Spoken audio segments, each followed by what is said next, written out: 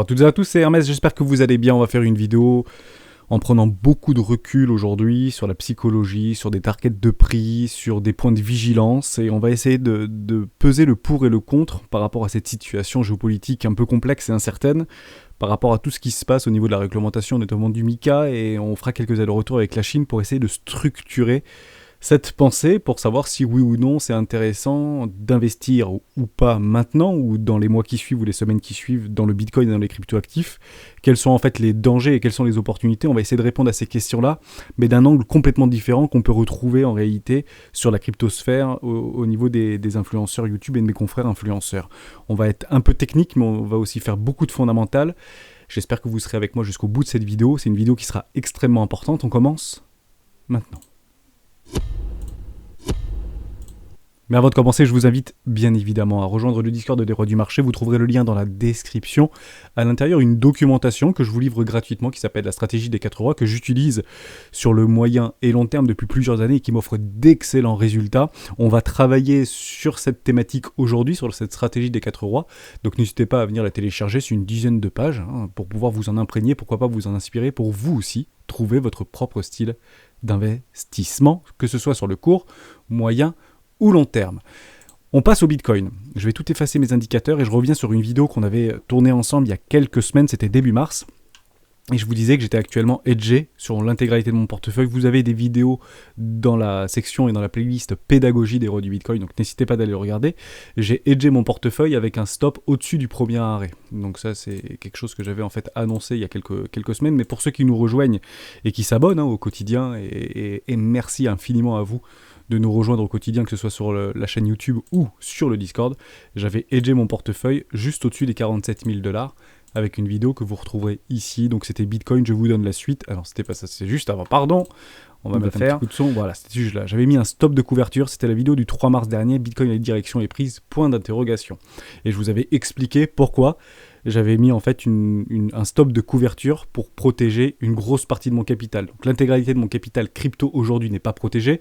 J'ai protégé environ 70% de mes cryptoactifs actuellement qui sont sur le marché crypto, et je rappelle aussi que j'ai plus de 50% de cash pour pouvoir le réinvestir sur des structures, que ce soit en W-Bottom, sur Bitcoin bien évidemment, mais que dans des zones de rechargement d'achat long terme, et également sur plein de cryptoactifs où j'entends tout simplement les signaux pour pouvoir avoir mes planètes qui sont alignées, et ça on le partage régulièrement sur le Discord. Donc voilà, c'était juste pour vous le redire, faire un petit flashback. Actuellement mon portefeuille est couvert et j'ai mis un stop de protection aux alentours des 47 200 $, me semble-t-il, sur les contrats futurs.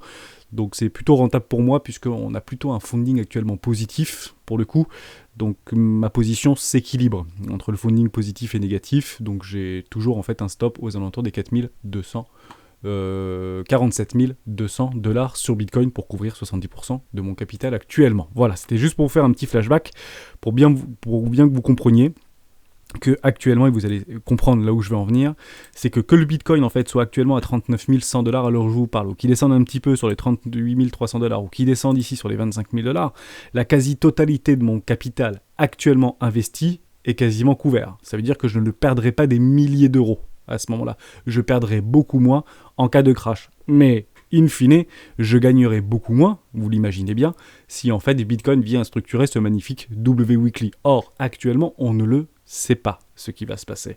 Et on va essayer, sans pour autant prédire une direction de prix, cocher les cases pour savoir est-ce que c'est plutôt positif ou est-ce que c'est plutôt négatif. Et ce travail qu'on va faire ensemble aujourd'hui dans cette vidéo, ce serait peut-être intéressant que vous le fassiez aussi de votre côté avec votre propre raisonnement, pas forcément le mien, mais plutôt le vôtre, et pourquoi pas échanger et le confronter sur le Discord, parce que bien évidemment, toutes les critiques sont bonnes à prendre, ou le partager dans les commentaires YouTube, bien sûr, n'hésitez pas. Alors on va commencer, on va prendre la première chose qu'il faut prendre au niveau du Bitcoin, c'est prendre du recul, on dézoome complètement, on le fait très régulièrement chez les rois du Bitcoin, je passe en weekly, et je regarde quelle est la tendance de fond. La tendance de fond est long terme, donc ça c'est un point qui est très positif, quand on ne sait pas en fait comment on peut agir sur un marché. Le plus simple, c'est qu'on dézoome complètement et on passe sur des timeframes lointaines et on regarde quelle est la tendance de fond. Et la tendance de fond, jusqu'à preuve du contraire, elle est haussière. Parce qu'on a des highs ici et des lows toujours plus hauts que les précédents jusqu'à preuve du contraire. Le contraire serait que si on vient à clôturer en dessous des 29 500 $ environ sur Bitcoin, on remettrait en cause la dynamique de fond long terme sur le Bitcoin. Donc tant qu'on évolue au-dessus des 29 500 $, jusqu'à preuve du contraire, c'est positif. À ce moment-là, je mets une croix. On met un point, tout simplement, on l'imagine comme ça, sans pour autant faire des abondements ou des ratios par rapport à est-ce que ça c'est plus pertinent ou moins pertinent. On coche des croix et ça va aller suffisamment vite. On reste en weekly, et vous vous rappelez que moi j'utilise énormément les EMA9 et EMA18. Ce sont des billets momentum qui sont utilisés en weekly, en daily, en 4 heures, en horaire ou même en minutes. Et actuellement, on s'aperçoit que la dynamique, entre guillemets, au niveau de notre momentum est baissier. Pourquoi baissier ? Parce qu'on a bien eu ce cross de notre EMA9 par rapport à notre EMA18. Donc jusqu'à preuve du contraire, la dynamique moyen terme, court terme sur Bitcoin est baissière. Au même titre que juste ici, entre le 24 mai et ici le recross en fait de l'EMA9 et EMA18 jusqu'au 9 août 2021, la dynamique était baissière. Dès lors, on a structuré des W Weekly et le signal vous a été donné juste ici, c'était début août, aux alentours des 40 000 $ bougie clôturée. Ok ? Donc actuellement, le momentum est baissier en weekly. À ce moment-là, c'est plutôt un négatif et on coche une croix ou on met un point côté négatif. On va reprendre tous nos indicateurs dans ce sens-là et on restera plutôt long terme. Okay, c'est très important parce qu'on revoit assez similairement la même chose en daily, jusqu'à preuve du contraire. Notre momentum en daily est bien baissier. Alors il passe bullish, puis bearish, puis bullish, puis bearish. Bon, grosso modo, en daily, on est bien sûr dans un range actuellement. Okay, la direction n'est pas prise et on attendra bien sûr une résolution de cette contraction, que ce soit au nord, et je le répète souvent, clôture au-dessus des 46 000 $, ou au sud, malheureusement, continuation baissière, clôture en dessous des 33 000 $ à minimum en weekly. Mais je reste en weekly et on continue par rapport à nos petits indicateurs. On passe sur le MACD. Le MACD est actuellement neutre, voire bullish en réalité, parce qu'on n'a pas de vraie structure actuellement sur notre MACD. Moi, ce que j'aimerais bien, en fait, c'est voir des magnifiques structures qui crossent bien les zéros. Donc, soit on vient à casser et clôturer sur une forte accélération baissière, un short squeeze, pas un short squeeze, un signe noir ou un black swan, vous l'appelez comme vous voulez, ou un crack, tout simplement. Et à ce moment-là, oui, si on vient à clôturer en weekly notre MACD en dessous de notre neutralité des moins 3600 de notre indicateur, c'est des points c'est plutôt une moyenne mobile exponentielle, donc c'est difficile d'interpréter, mais techniquement ça reste plutôt des figures qu'on va regarder à l'intérieur de ces indicateurs de MACD pour effectivement essayer de traduire une dynamique de prix, ou la dynamique du mouvement, et actuellement elle est plutôt neutralisée, on est même, j'ai envie de dire, dans une énorme contraction actuellement sur MACD. Donc on ne nous informe pas trop sur la direction de prix sur le MACD. Si on passe en daily, on voit bien sûr d'autres choses. Et jusqu'à preuve du contraire, la dynamique est haussière en daily. Pourquoi ?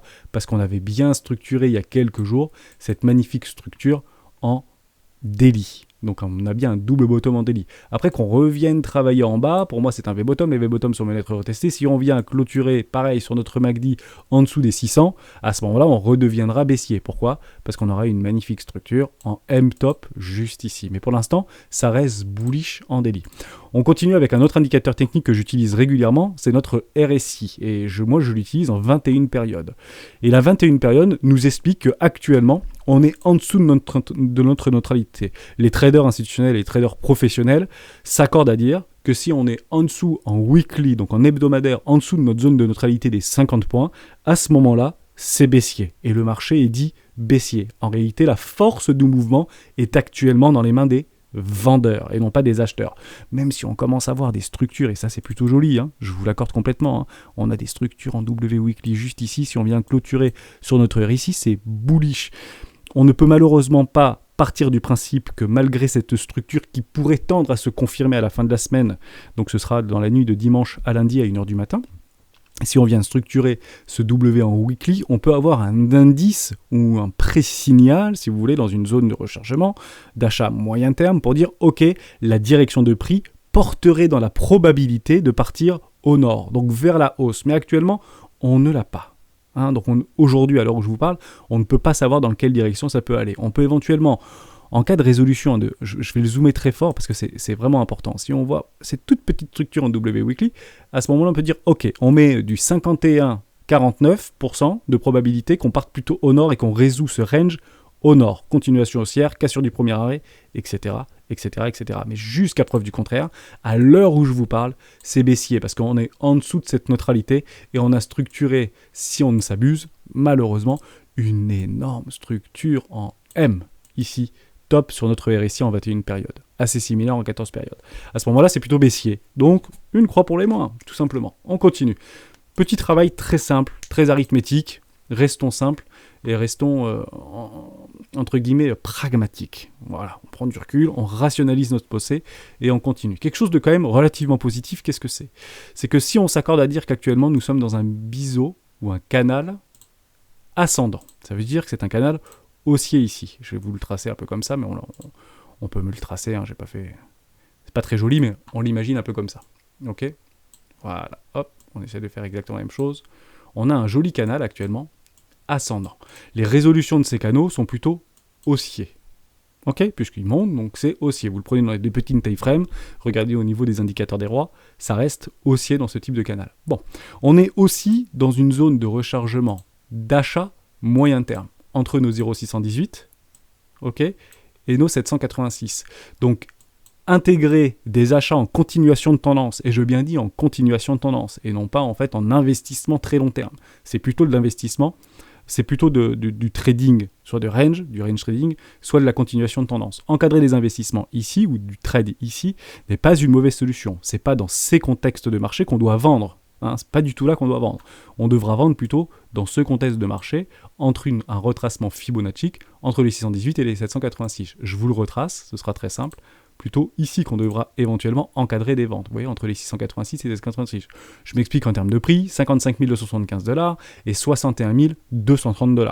C'est ici qu'on va commencer à essayer de protéger son capital, de rationaliser éventuellement des ventes ou encadrer des ventes pour les range traders ou pour les traders entre guillemets de contre-tendance. C'est ici que des vendeurs institutionnels, professionnels, gros portefeuilles et smart money commenceront à dire « Ok, on va appuyer très fort sur la tête » ici pour défendre nos positions de vente à découvert, qui se sont placées ici. Ce sont des très gros portefeuilles qui rejettent ce type de cours. Okay, mais jusqu'à preuve du contraire, ça reste bullish techniquement sur le moyen terme. À ce moment-là, un point pour les plus, tout simplement. On reste technique. Ok, donc ça, niveau technique, sur du long terme, moyen terme, on l'a vu, c'est relativement bien équilibré. Ok, maintenant, on va passer au niveau de l'order flow. Et c'est très intéressant ce qu'on est en train de voir. Je vous ai rajouté en fait les spreads. Les spreads de Binance, les spreads de FTX, les spreads de OKEx. Alors les spreads, je vous rappelle ce que c'est extrêmement simple. C'est la différence de cotation entre le prix spot et le prix sur les contrats dérivés, et notamment futurs, sur nos perpétuels.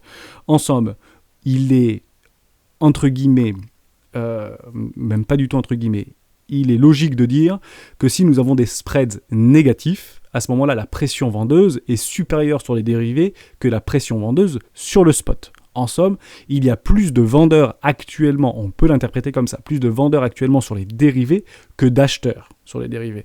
Et on le voit qu'on a beaucoup de funding qui est un petit peu dans le rouge, même si c'est relativement équilibré, et qu'on a un ratio long-short qui vacille. Ok, donc partons du principe, je vais passer en daily, et vous allez voir quelque chose de très sympathique, qui est plutôt positif. À chaque fois qu'on avait vu, alors je vais le prendre sur le Binance, mais vous voyez que c'est exactement la même chose sur les autres. Quand on avait vu en fait des ratios de spreads très négatifs pendant des longues périodes, on était en fait en train de reposer des bottoms de marché. Okay, donc on peut imaginer qu'actuellement, la pression vendeuse est telle qu'un short squeeze pourrait être dans la faveur des acheteurs. Okay, pour rebooster ou redynamiser le cours notamment du Bitcoin. Donc spreads négatifs, plutôt bon signe. Techniquement, c'est intéressant.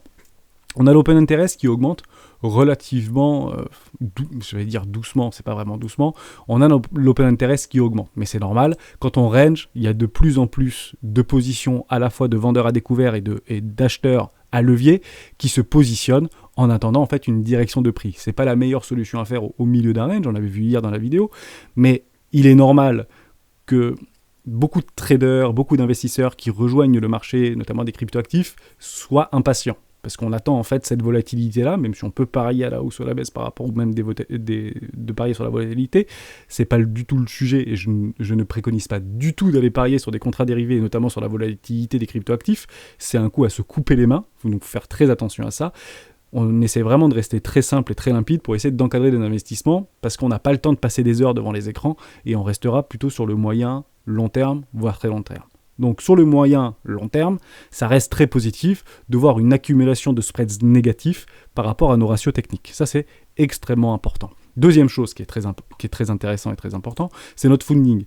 On voit en fait qu'on a un funding relativement négatif. Ici, c'était très négatif entre mai 2021 et août 2021, et on avait initié sur Squeeze nouvelle ATH. Rappelez-vous de ça.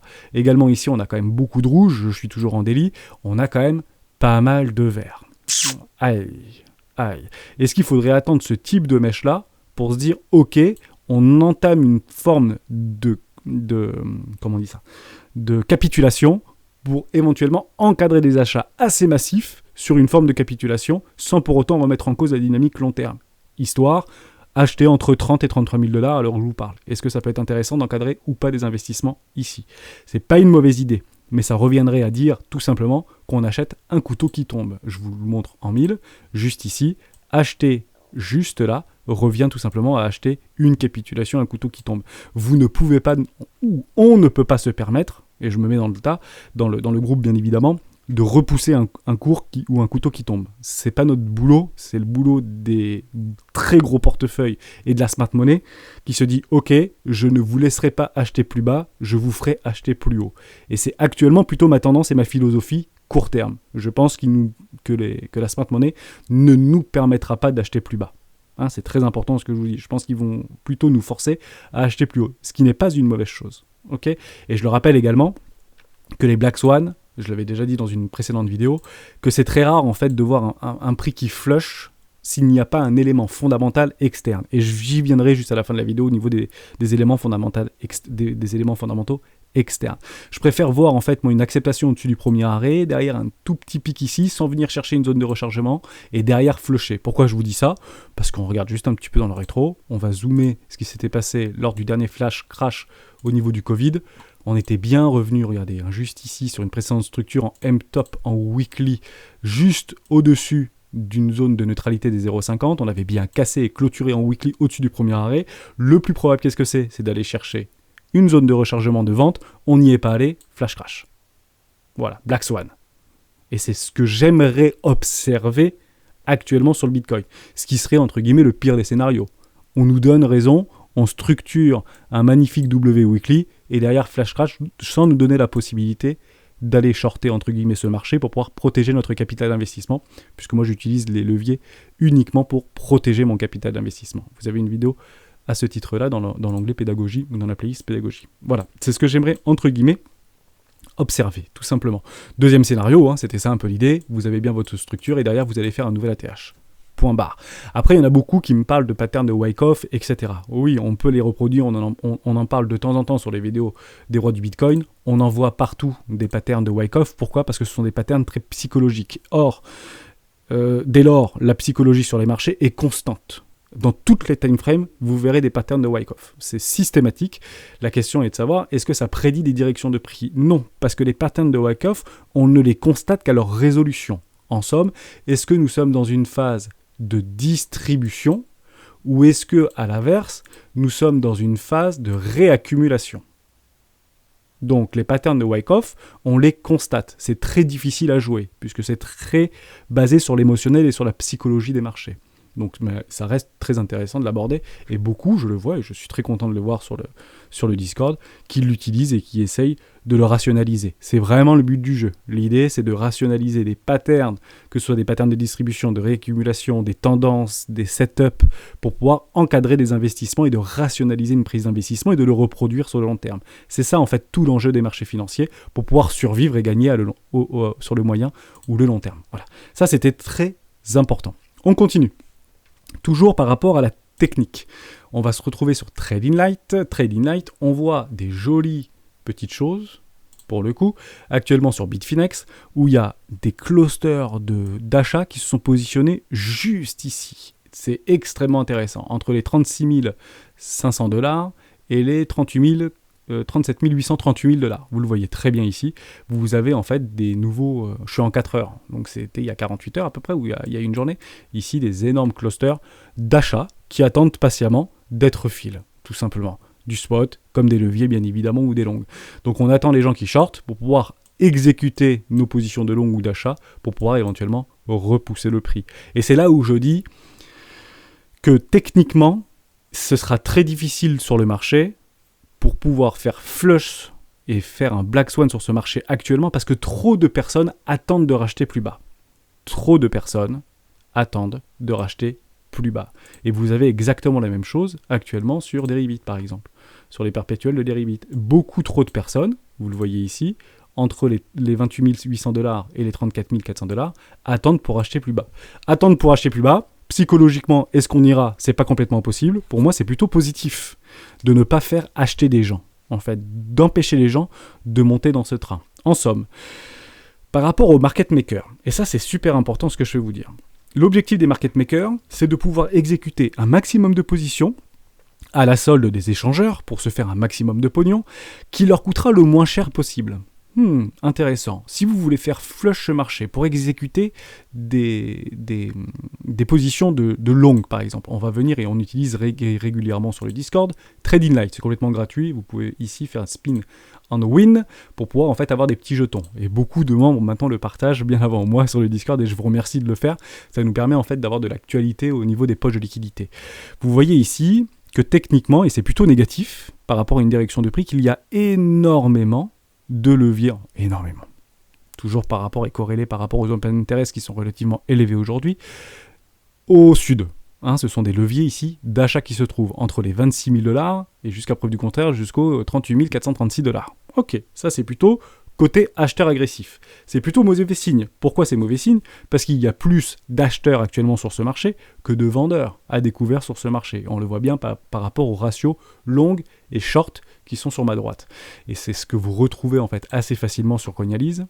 Hop, je le remets ici, par rapport à notre ratio long short. Et vous le voyez très bien, ici vous avez à peu près, hop, on va le reprendre par rapport aux dernières actus, 66% de comptes actuellement sur Binance qui sont plutôt positionnés à l'achat et 35% de comptes qui sont plutôt positionnés à la vente à découvert. En somme, vous faites un ratio assez arithmétique, je parle bien en compte et non pas en montant ici, mais il y a plus de comptes qui sont à l'achat que de comptes qui sont à la vente en découvert, ce qui n'est pas positif.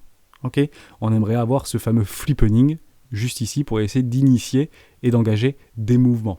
Je m'explique, c'est assez simple à imaginer. Si vous voulez avoir une résolution, je vais repasser en délit, haussière de ce mouvement, il faudra que le sentiment switch et soit suffisamment bearish pour que la majorité pense que ce prix ne va pas casser ses précédents plus hauts. En somme, ici je suis dans un range, bas de range, haut de range. Si la volonté ici des gens, elle est plutôt haussière, à ce moment-là, le plus probable, c'est d'aller faire un tour en bas de range. Si ici, le sentiment est plutôt très baissier, le plus probable, c'est d'aller faire un tour dans le haut du range. Donc, ce qu'on veut, c'est que ici, le sentiment soit extrêmement baissier. Il faut que les gens pensent, une majorité de personnes pensent que ça ne n'ira pas plus haut. Et c'est ce sentiment-là qui va en fait initier une volonté d'appuyer sur des achats, sur des ventes à découvert à ce moment-là, pour nous donner cette impulsion. Et cette impulsion-là permettrait in fine de couvrir, en réalité, le montant ou le prix qu'il y aurait en fait lors de la prise de profit de ces longues ici. Ok ? Donc ça, c'était relativement important. Actuellement, je suis avec mon ratio long-short à 4 contre 4. C'est quand même difficile, 4 contre 4. Ça veut dire qu'il y a 4 choses qui sont plutôt positives pour une continuation haussière, mais 4 choses qui sont plutôt négatives pour une tendance et une continuation baissière. Bon, à ce moment-là, on est un petit peu embêté. Qu'est-ce qu'on fait ? On va essayer d'aller taper plutôt du côté fondamental. On va essayer de taper du côté fondamental. Je m'explique. Et ça peut être quelque chose d'extrêmement intéressant. Si vous voulez aller chercher ces énormes pics de liquidation d'acheteurs actuellement sur des leviers, et qu'on voit en fait en parallèle, pourquoi le cours se cristallise, c'est parce que ça va coûter un peu de pognon à nos amis market makers d'aller filer également dans le même temps ces ordres-là. Ok ? Donc il faut en réalité attendre, ou pas forcément attendre, mais initier ce qu'on appelle un panic sell. Et comment on peut faire pour éventuellement initier un panic sell ? Soit on attend un événement fondamental externe non prévu. Par exemple, l'OTAN ou un missile qui rentre dans l'OTAN. Ça peut être ça un peu l'idée. La Russie qui envoie un missile, qui n'a pas fait exprès, et qui l'envoie en fait en Pologne, et qui détruit une base en Pologne ou un hôtel en Pologne, un truc pour les civils. À ce moment-là, c'est pas très joli ce que je vais dire, mais ce serait un prétexte tout trouvé pour initier un panic sell. En somme, on re-rentre dans une incertitude telle que là on parle de Troisième Guerre mondiale, qu'on va parler de l'armement nucléaire, qu'on va parler que ça y est, la Russie attaque l'OTAN, donc la Russie attaque l'Europe. Là on n'est plus aux portes de l'Europe, là on attaque l'Europe, panique celle. Ce qui serait, et c'est malheureux de le dire, mais ce sont des événements qui sont aussi pour certains des énormes opportunités, ou ce qu'on appelle aussi des opportunités d'une vie. Et on ne va pas se mentir, hein, il faut rester complètement limpide et lucide par rapport à ça. Ce qui s'est passé ici était pour beaucoup et encore repris actuellement sur Twitter comme les opportunités d'une vie. Acheter du Bitcoin à 4 000 $ ou à 3 000 $ ou acheter de l'Ethereum en dessous des 100 $ en mars 2020 était aujourd'hui appelé l'opportunité d'une vie. Or, on ne savait pas qu'est-ce qui allait devenir du monde d'un point de vue sanitaire à ce moment-là. Donc vous comprenez bien que le malheur potentiel des uns fait aussi le bonheur des autres. Les marchés financiers n'ont aucun sentiment. Aucun sentiment. Il va là où c'est le plus rentable pour lui. S'il était plus intéressant pour lui d'initier un panic sell et en fait d'amplifier ce mouvement pour liquider un maximum d'acheteurs à découvert, alors que beaucoup de vendeurs étaient ici positionnés. Ne nous trompons pas, on avait bien des structures de retournement avec des M-top en daily, dans un éventuellement M-top en weekly qui a été avorté parce qu'on n'est pas venu rechercher une zone de rechargement de vente logique, mais il y avait des gros portefeuilles qui avaient déjà initié ce retournement de marché. Et c'était en février 2020. D'accord ? En février 2020, rappelons-nous, janvier-février, c'était le Covid n'arrivera pas en France, quoi. C'est ça le discours. Il y a de très faibles risques, entre guillemets, que le Covid arrive en France. Ça, il faut bien s'en souvenir. Or, le marché a tendance à pricer l'incertitude et à pricer toujours le pire. Je pense qu'ici, il avait assez facilement, entre guillemets, pricé le pire. Évidemment, panic sell. Est-ce qu'actuellement, on peut dire oui ou non que le marché, a pricé le pire ? On ne peut pas le dire, malheureusement. Puisqu'en fait, on est toujours dans un range et on est actuellement plutôt haussier. Donc, dire aujourd'hui que le marché a pricé le pire qui pourrait arriver, c'est faux. Puisqu'un panic sell est un événement fondamental externe qui va pouvoir en fait permettre à l'ensemble des marchés de pouvoir faire flush ce marché et derrière exécuter un maximum d'ordres d'achat qui sont positionnés, mais ces ordres d'achat seront inférieurs au nombre de ventes qui vont venir en fait éclater ces ordres d'achat-là. Et on retrouvera une accélération du cours et peut-être un Bitcoin, ne nous y trompons pas, venir mécher aux alentours des 13 000 $, mais peut-être pendant une fraction de seconde. Ça peut être une mèche du désespoir, une espèce de mèche qui viendrait ça, hop, dans l'heure qui suit, et c'est remonté à 25 000 $. Mais le mal sera fait. Vous comprenez ? Et penser qu'on peut acheter ici, et pour le coup, ça n'existe pas, j'y étais, donc je vous le dis, mais c'est quand même important, je pense, de le rappeler. Je vais revenir sur notre petit crack Covid. Des gens qui ont positionné des ordres exactement sur les 4 017 $, il y en a très très peu. Ok ? Il n'y a personne qui achète ça, pour le coup. Des énormes portefeuilles. Donc laissons les énormes portefeuilles faire leur travail. Si le marché vient à flusher, on attendra une mini reprise haussière. Au minimum, un petit W en daily, pourquoi pas ? On peut l'imaginer peut-être comme ça. Vous voyez ? Et on avait bien eu un petit W daily juste ici. Bien évidemment, toute cette montée s'est faite après dans le déni. Mais on n'y est pas. Donc c'est bien pour vous dire qu'on doit absolument attendre un événement fondamental externe. On a bien cru l'avoir, cet événement fondamental externe. Le vote par rapport à la régulation MiCA, on en a parlé, finalement ça a été repoussé, refusé, plus de voix contre que de voix pour, ça va être encore retravaillé, peut-être des nouvelles choses qui pourront se passer d'ici 2025. Pour le coup, 2025, c'était aussi un peu l'idée, je ne sais pas si vous vous rappelez, sur les votes au niveau du glyphosate et l'utilisation du glyphosate sur nos terres en Europe. Est-ce qu'aujourd'hui, il n'y a plus aucune agriculture en Europe qui utilise le glyphosate ? La réponse est bien sûr qu'il y en a encore qui utilisent le glyphosate. D'accord ? Donc, les réglementations au niveau européen peuvent prendre du temps. Et il y a beaucoup de FUD en fait, qui vont alimenter en fait, cette situation, ce pessimisme et un petit peu cette peur. On voit de plus en plus passer sur Twitter que les Américains, finalement, quelques amendements qu'ils sont en train de mettre aux États-Unis pour interdire les cryptos dans X temps, ou des choses comme ça. Beaucoup de vrai, beaucoup de faux. C'est difficile en fait de pouvoir naviguer, mais on ne peut malheureusement pas l'omettre de notre esprit. Pourquoi on ne peut pas en fait omettre l'idée même de la réglementation, qui est pour moi un effet négatif, puisque si on parle de réglementation sur les cryptos, les États-Unis ou la France ou l'Europe, c'est pas le Salvador. Sinon, on le serait. Et Christine Lagarde en a parlé hier, c'est clairement pas le Salvador. À quel moment ça a eu un impact très fort sur les marchés d'un point de vue réglementaire ou d'un point de vue gouvernemental ou politique? Je prends l'exemple d'Alibaba. Si on prend l'exemple d'Alibaba, c'est assez simple. Alibaba, la chute d'Alibaba, c'est clairement dû, malheureusement, bien évidemment, et je sais que vous êtes nombreux à y être dedans, je voulais encadrer des achats dans Alibaba, je ne l'ai pas fait puisque je n'ai pas eu de structure pour le coup, et j'ai tardé à le faire, et je voulais le refaire sur une magnifique structure. J'avais dit que j'en reprendrais, j'ai loupé mon cours, je vous en avais parlé. Il y avait regardez, je vous le reprends en 1000, je vais essayer de bien m'exprimer. Juste ici, vous aviez un W Weekly, regardez, juste là. Un W Weekly juste ici. La structure est donnée. Quand je vous avais fait la vidéo sur Alibaba, on était à peu près ici sur les 120$. J'ai dit, je vais prendre ma position. Pourquoi pas attendre ma position? Et j'ai dit, je voulais prendre ma position sur le break en réalité des 128 ou des 130$. Et en fait, j'ai mis un ordre à 130$. Et il n'a pas été fill. Mais j'ai eu une chance, je pense, un peu inouïe. Il me semble qu'elle n'a pas été fill sur les 130$. À quelques centimes près ou un truc comme ça. Je lui dis, je reprendrai à 130$, et puis comme ça, j'aurai une magnifique structure, une belle clôture, la structure est donnée, pourquoi pas. J'ai pas été fill, et derrière, ça se cratche. Mince. Mais on comprend bien, j'ai envie de dire, tant mieux pour moi, pour le coup, mais j'ai pris de la tarie et je me suis fait dégober.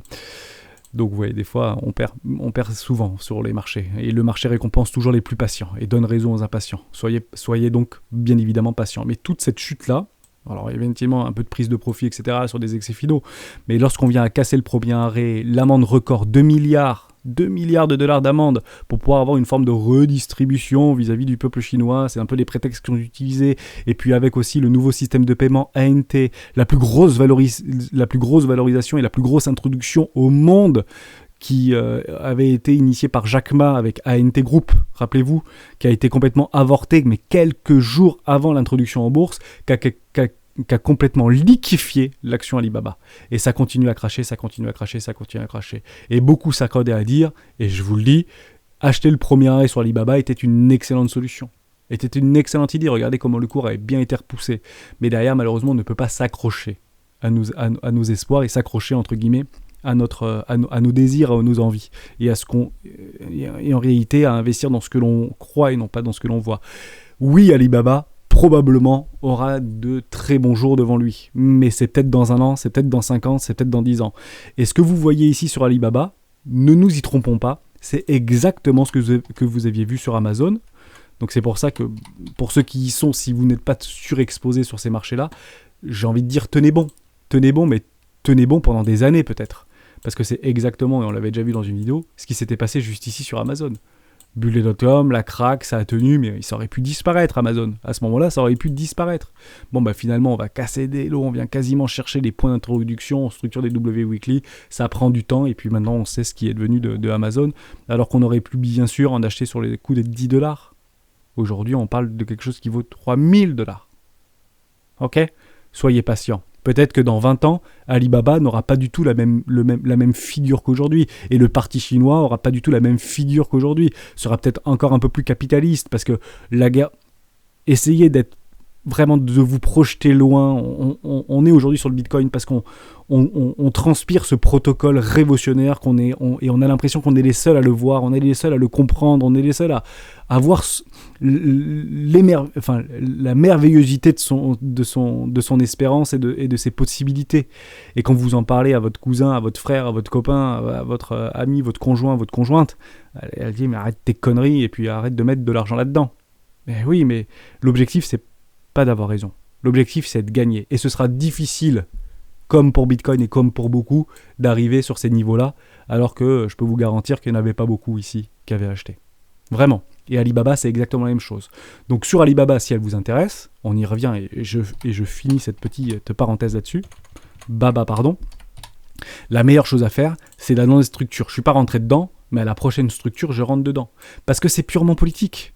C'est purement politique. Et on le sait pertinemment que dès que ça va commencer à faire ça, que le gouvernement chinois aura eu ce qu'il voudra par rapport à la transparence et avoir donné, entre guillemets, comment on dit, l'exemple par rapport à toutes ces entreprises technologiques d'Asie et d'Eurasie, eh ben, il dira, on laisse un peu tranquille, mais nous, dans notre esprit, on dira non, ça va continuer à baisser, ça va continuer à baisser, ça va continuer à baisser, puis ça continuera son petit bout de chemin jusqu'à peut-être, je sais pas, je dis une bêtise, 1 500 $ une action Alibaba pendant les 5 prochaines années, et tout le monde dira mais c'est pas possible, le gouvernement chinois avait arrêté, le gouvernement, oui, mais c'est il y a 3 ans en arrière, et les gouvernements changent, et les lois changent bien évidemment, et les opinions changent. Hein, vous connaissez un petit peu l'adage. Donc soyez patient. Sur Alibaba, la seule chose que vous avez à faire, c'est d'attendre une structure. N'achetez pas des couteaux qui tombent. Alors, bien évidemment, je le dis comme ça, c'est assez facile maintenant qu'on voit que le truc il est en train... Je vais tout effacer, on s'en fiche. Que le truc est en train en fait de perdre. Mais acheter ici, c'est pas une mauvaise solution. Acheter ici, c'est pas une mauvaise solution. Acheter ici, sur ce W Weekly confirmé, c'est pas du tout une mauvaise solution. Mais tant qu'on ne vient pas à casser le premier arrêt, malgré un W Weekly... Le plus probable, qu'est-ce que c'est de faire un nouveau plus bas. On n'est pas du tout allé chercher le premier arrêt. Nouveau plus bas avant même de l'avoir atteint. Vous comprenez ? D'où l'important d'aller chercher nos 110%. Est-ce qu'on aurait pris ce WUK à 110% ? La réponse est non. On n'aurait même pas pu prendre nos 110%. Par contre, dans une zone de rechargement de vente logique, on les aurait eus. Entre les 618 et les 786. C'est ça qu'on va rechercher dans nos cryptos. Mais on joue aussi de cette volatilité-là sur les marchés cryptos pour pouvoir capter très rapidement, comme la vidéo d'hier avec MBL, nos 110% et entre guillemets, sauvegarder notre capital d'investissement. C'est ça le plus important. Donc, acheter en DCA, aucun problème. Mais par contre, attendez maintenant des structures. Pourquoi pas renforcer votre position sur des magnifiques structures en W Weekly, voire en W mensuel. On vient de le voir avec Amazon. Vous les aurez, regardez. W Weekly, M-Top sur un V-Top qui reteste parfaitement. Le signal, il est donné là. Magnifique pullback. Et là, vous avez le rallye. Mais entre ce qui se passe ici et ce qui se passe ici, il s'est passé plus d'1 an. Hein, c'est important. Prends du recul et regarde long terme. Ok ? Donc, d'un point de vue, entre guillemets, réglementaire, ça, c'est un point négatif, malheureusement. Et quand on parle de réglementaire, on parle aussi à la fin de la journée, d'aujourd'hui, parce que je posterai cette vidéo à 7h du matin, vous avez la remontée des taux. La remontée des taux, pour moi, au niveau de la Fed, de 0,25 points, est déjà pricée par le marché. On se ment pas.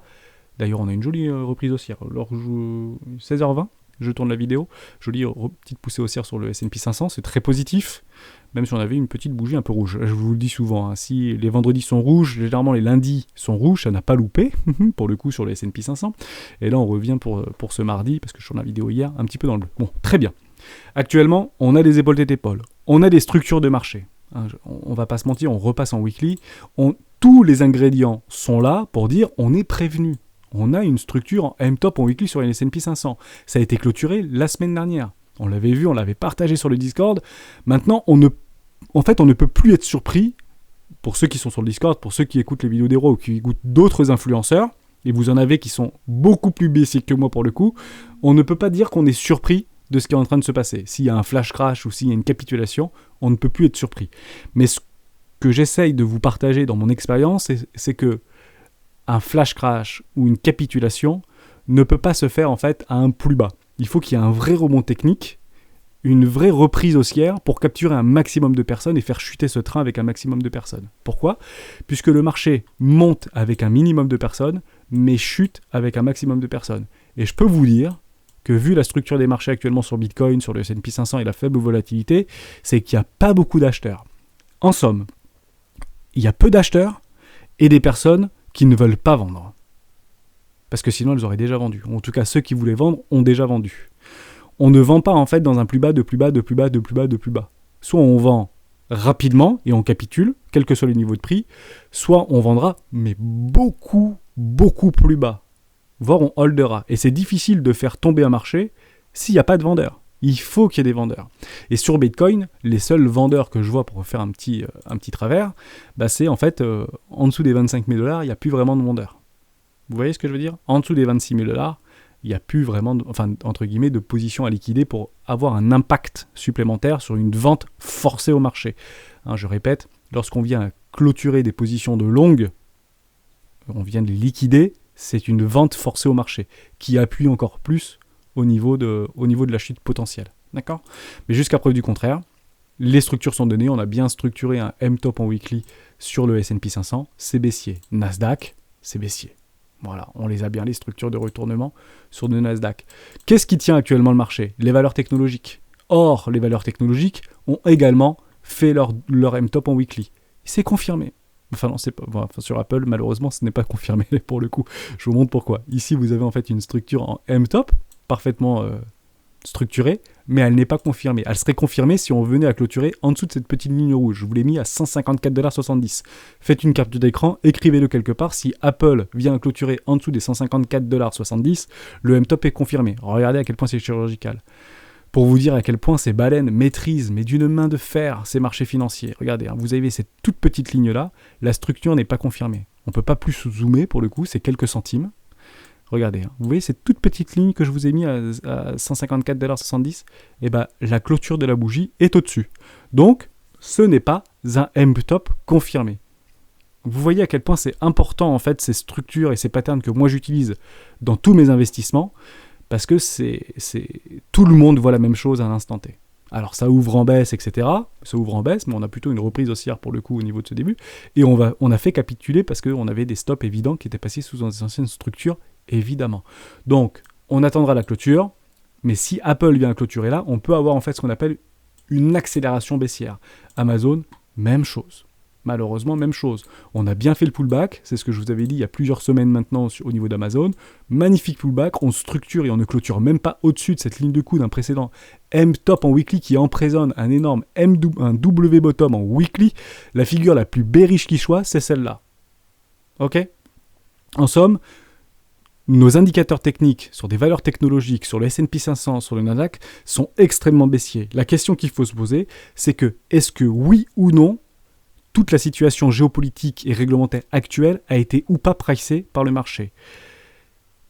En somme, je vais aller dans deux directions. Première direction au niveau de l'inflation des taux de la Fed. S'il y a un accroissement ou si c'est plus 0,25 points, mais c'est par exemple 1%, à ce moment-là, ce sera une surprise pour le marché, il pourrait mal le prendre. Mais ce qui donnerait en fait qu'un prétexte. Donc voyez les news aujourd'hui fondamentales ou ce qui pourrait nous arriver aujourd'hui dans la tronche, qu'on verrait le matin à 8h du matin ou à 7h30 du matin pour ceux qui se lèvent, ou même bien plus tôt sur le Google ou sur le 20 minutes, ça se passe, le marché va probablement appuyer si ça touche en fait une grande partie de la population qui sont actuellement investis et qui sont en fait spectateurs de leur courbe, qui n'agissent pas mais qui attendent et qui sont déjà en position. Ce que j'ai envie de dire, c'est qu'actuellement, sur les bitcoins et sur les marchés, les vendeurs ont déjà pris leur position parce que les structures sont données. Sur Amazon, les vendeurs ont déjà vendu. Ok ? Maintenant, essayez de savoir, est-ce qu'on va éclater les vendeurs à découvert ? Et là, on n'a pas les informations de savoir quel est le montant des vendeurs à découvert actuellement, ou est-ce qu'on va effectivement accélérer et continuer notre baisse jusqu'à notre fameux premier arrêt. Je le dis et je le répète, quand on vient à casser le premier arrêt, ce que je ne souhaite absolument pas sur les valeurs technologiques, le plus probable c'est d'aller chercher en fait une zone de rechargement d'achat long terme entre les 618 et les 786. Et je fais mon petit parallèle avec Bitcoin parce qu'il est important de le rappeler, c'est exactement ce qui s'est passé sur Bitcoin. On a bien cassé en fait notre premier arrêt. Je retrace mon Fibo avec vous, ok ? Je vais essayer de ne pas trop être décousu, mais essayez de me suivre dans cette vidéo. Si on vient à clôturer en dessous du premier arrêt et de travailler en dessous le premier arrêt, le plus probable, qu'est-ce que c'est ? C'est d'aller faire en fait un tour dans une zone de rechargement d'achat long terme. Donc le plus probable et le probable actuellement, c'est ça. Ok ? Est-ce qu'on va y aller ? C'est pas une certitude. Il nous faut ce fameux événement fondamental externe pour y aller. Et pour en fait obliger ou avoir une force vendeuse supérieure à la force acheteuse qui pourrait en fait se décupler. Donc on est en fait tamponné dans les deux. Ok, donc on a du négatif encore. Mais il y a un truc qui est super positif. Enfin, deux trucs qui sont super positifs actuellement. Un, c'est le sentiment de marché. Et le sentiment de marché est exogène. On est dans la peur actuellement. Et ça, on le voit très bien sur le Scalped Index. Et regardez-le sur les médias, on est dans la peur. Peur, fear, voire extrême peur. À quelques millimètres près, on est dans l'extrême peur. Et ça fait longtemps qu'on navigue dans l'extrême peur. C'est difficile, entre guillemets, de faire chuter un marché si tout le monde s'y attend et si tout le monde, en fait, c'est la peur, donc ça va baisser, donc j'aurai des opportunités. Non, le marché est là pour vous frustrer et créer des frustrations extrêmement fortes. Néanmoins, je ne pense pas que le sentiment est suffisamment baissier actuellement. Et ça, on le voit où ? Sur le funding. D'accord ? C'est ça qui est important. Donc on fait ces relais en réalité. Dernière chose très importante, et je finirai cette vidéo et on parlera d'extension de prix. Oh, ouais. Elle sera un peu plus longue que prévu, mais j'ai vraiment envie d'aller jusqu'au bout de cette vidéo. la peur. Pour moi, c'est plutôt positif, pour le coup. Deuxième chose, c'est l'inflation. Les valeurs, entre guillemets, dites à risque, ont toujours été des vrais contres à l'inflation. Ok ? En somme, le gold est une réserve de valeur qui ne permet pas, en fait, entre guillemets, de contrer l'inflation, mais qui permet, en fait, de protéger, dans une réserve de valeur, la chute de l'ensemble, en fait, des marchés. Chute des indices, chute des marchés financiers et chute des devises. Le gold, valeur refuge.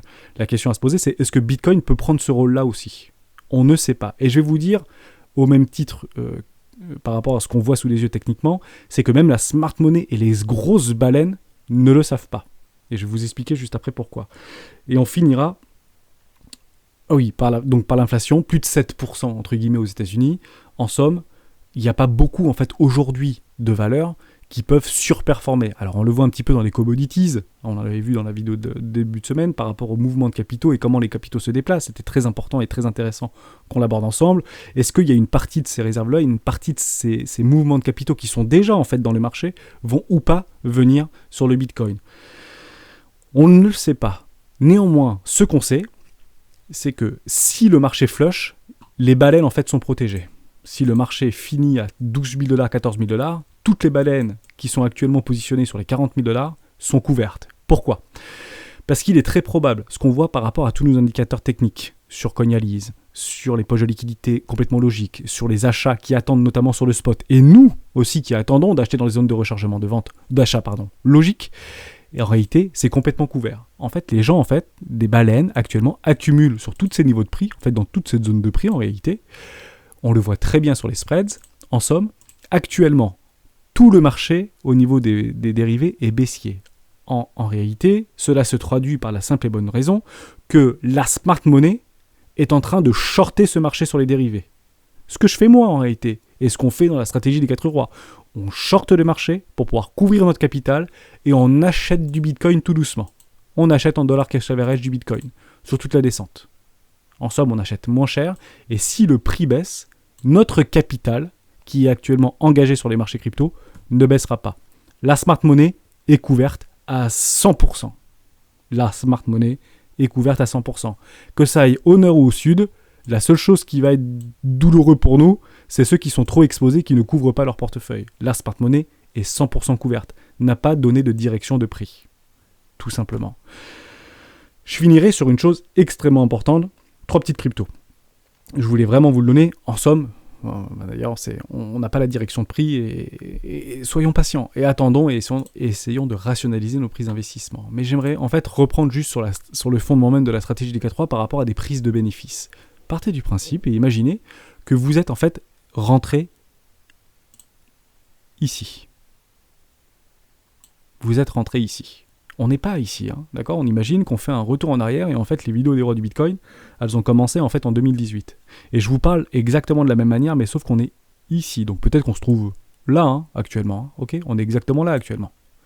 Ok. Bon, on n'est pas là parce qu'il n'y a pas de structure en M-top, etc. On ne va pas y revenir. Derrière le marché flush. On imagine donc derrière le marché flush. Est-ce que les gens qui ont acheté ici ont pris l'intégralité de leur profit si on prend exemple sur la stratégie des 4 rois ? On y va.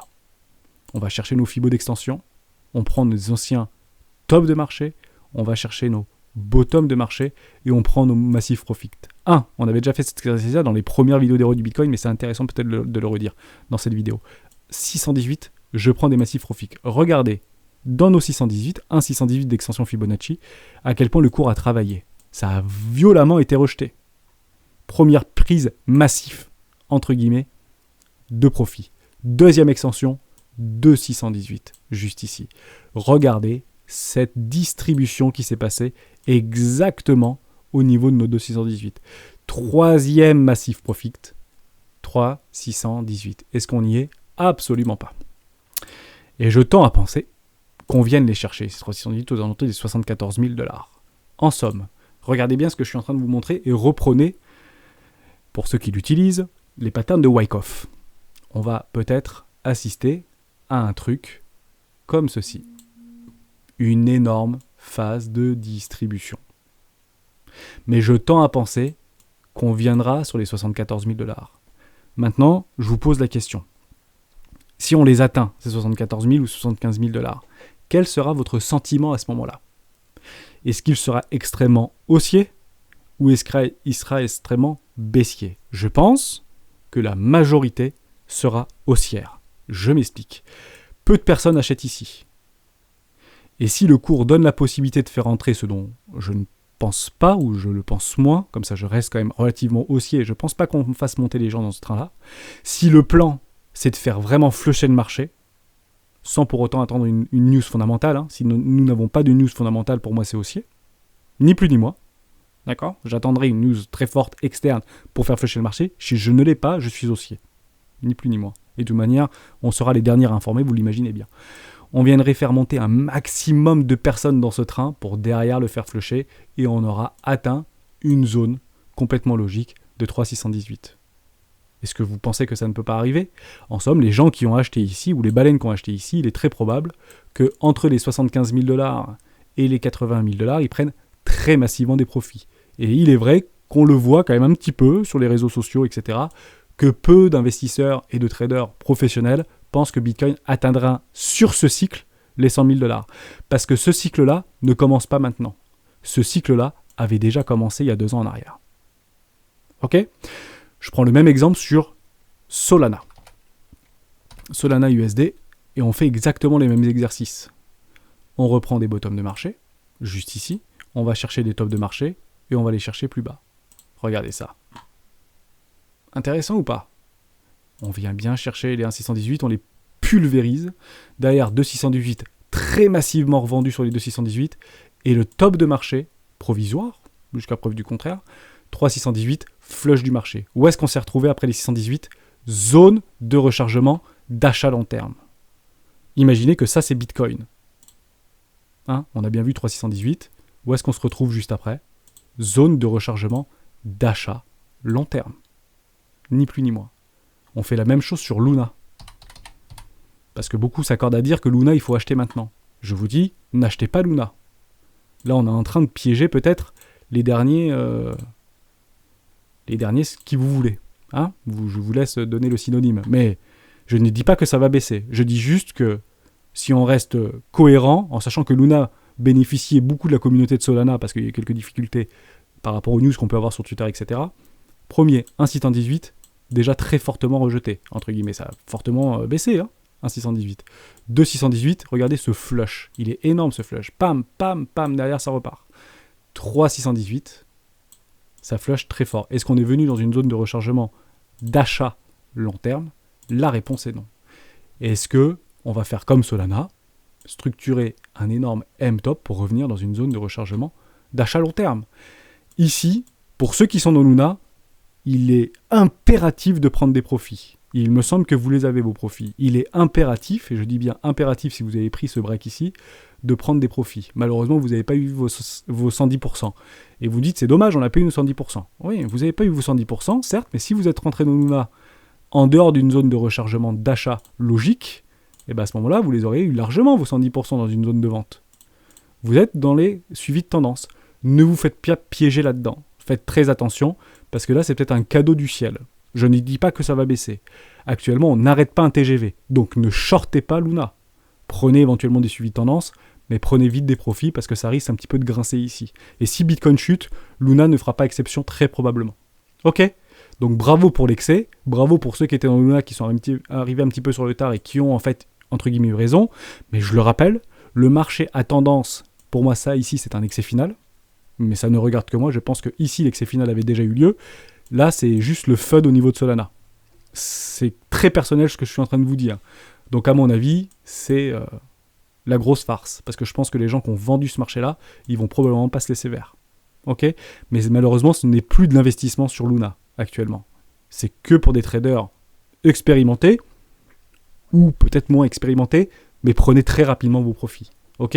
Parce que si ça vient à faire ça, ça ira très probablement dans une zone de rechargement. Je finis juste cette vidéo avec BTC, si on fait exactement la même chose. Comme ça, on sera complet sur cette vidéo, c'est top. Hop, je vais revenir ici. J'efface tout, on reprend au niveau de nos extensions Fibo. Hop, juste ici. D'accord. Derrière, on imagine, dans la spectative, mais juste pour structurer votre pensée dans une énorme pattern de distribution qui en fait prendra tout le monde. Le marché monte avec un minimum de personnes, mais chute avec un maximum de personnes. Ok ? Je pense que ici, il y aura beaucoup plus de personnes à l'achat que ici. J'en suis convaincu et je connais les marchés financiers un petit peu maintenant. Dès lors, qu'est-ce qui sera en fait le plus logique au même titre que Solana nous l'a proposé juste avant, avec peut-être un petit temps d'avance, je prends mes bottoms de marché, je prends mes tops de marché, aller chercher une zone de rechargement, d'achat logique. Tout simplement. Voilà. J'espère que j'ai été clair, j'espère que je vous ai aidé, peut-être à gommer quelques biais psychologiques. Aujourd'hui, c'est parfaitement équilibré au niveau de nos indicateurs techniques.